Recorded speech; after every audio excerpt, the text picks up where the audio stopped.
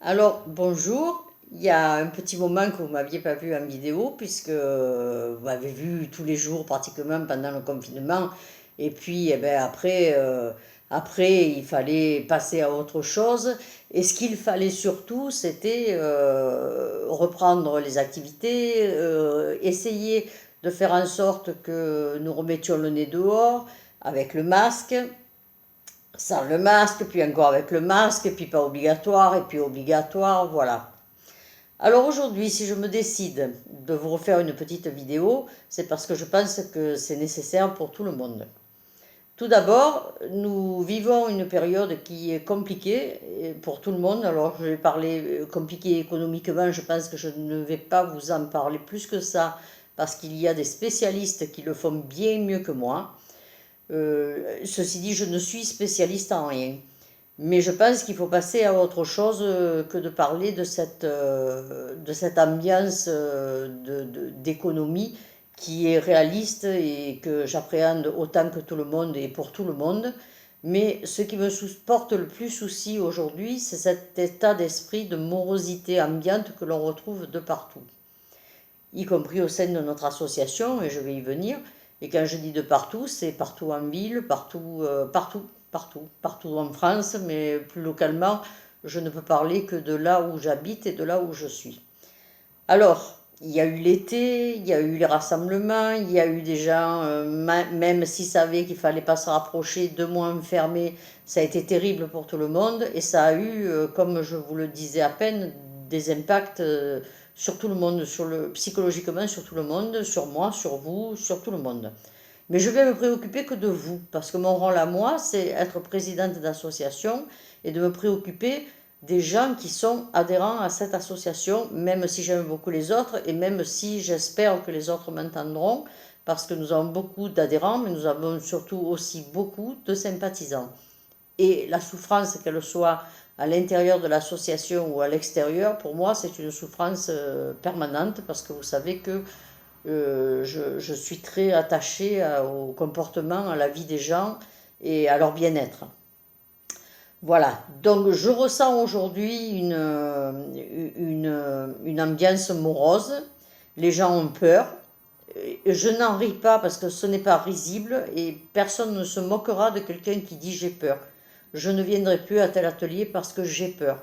Je ne sors plus parce que j'ai peur. Voilà, donc les gens ont peur. Je crois que si demain vous ne voulez plus avoir peur, il va falloir éteindre Internet, les réseaux sociaux, ne plus lire les journaux et plus la télévision, mais on tomberait dans un autre danger, celui de l'ignorance, ce qui est encore aussi dramatique pour ce que je peux, pour ma part, voilà, de ce que j'en pense. Ce qui ne veut pas dire que j'ai la science infuse et que j'ai la juste parole et la vérité. Absolument pas.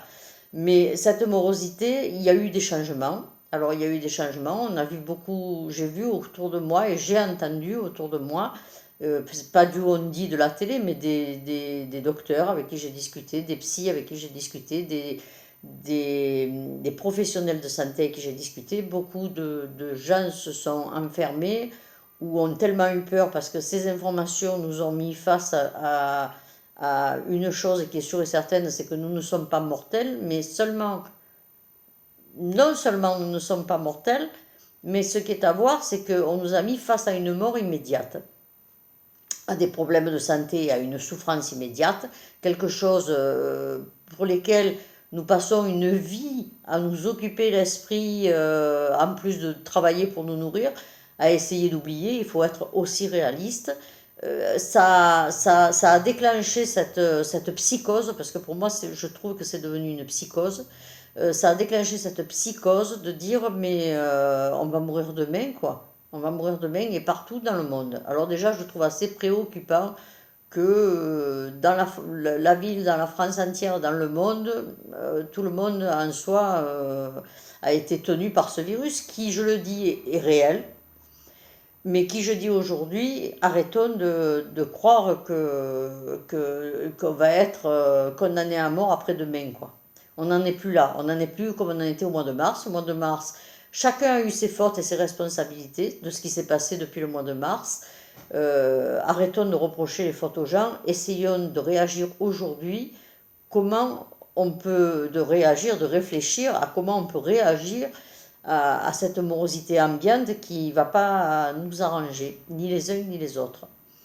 Donc dans nos ateliers, moi je l'ai bien ressenti depuis la reprise, nous avons repris nos activités. Je pense que tous ceux qui ont repris sont contents d'avoir retrouvé un semblant d'occupation saine, de saine occupation, d'activité, mais l'ambiance n'est plus la même. J'ai bien senti pour avoir assisté à tous les ateliers, tout est respecté, donc du coup ça veut dire qu'on est en sécurité sanitaire où qu'on se tourne, que ce soit dans les repas, que ce soit à la peinture, que ce soit à l'écriture, à la mosaïque, aux jeux de société, à l'anglais, voilà.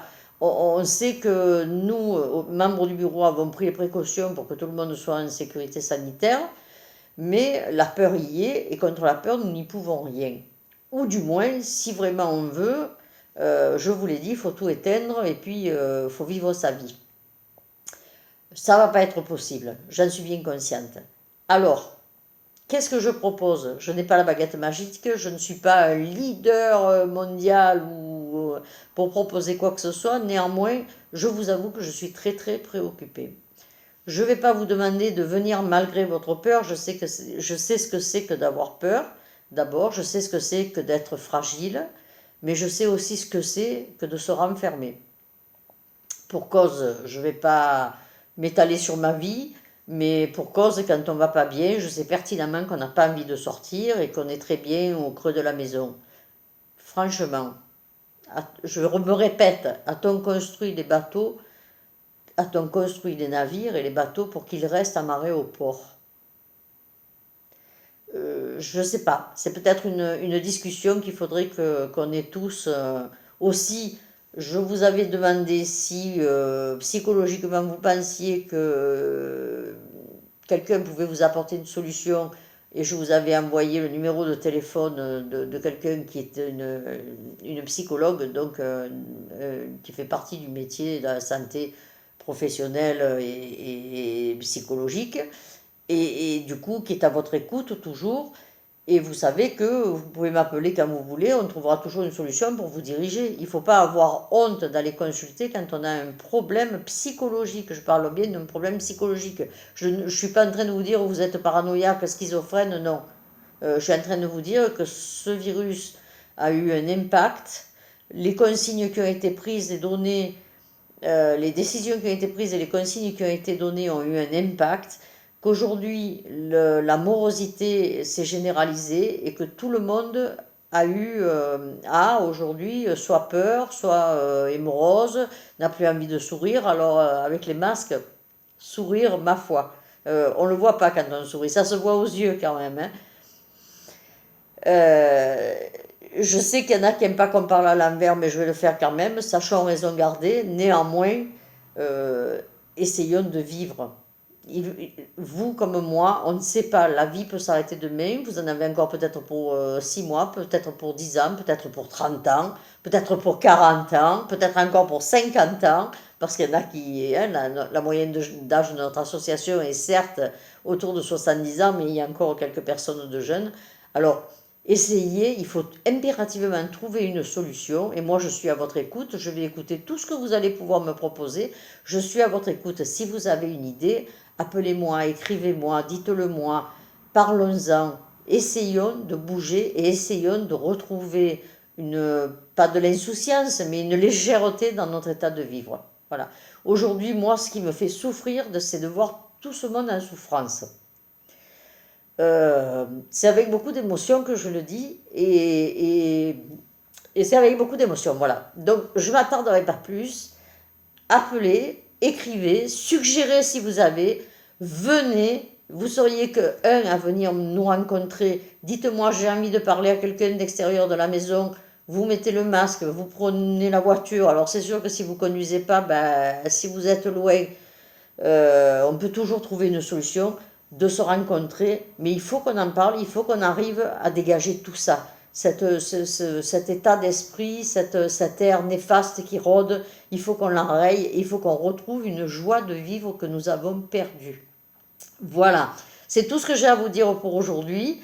Je vous embrasse très fort et puis je vous dis à bientôt. Je l'espère de tout cœur. Portez-vous bien. Faites attention à vous, mais n'écoutez pas tout ce qui y est dit.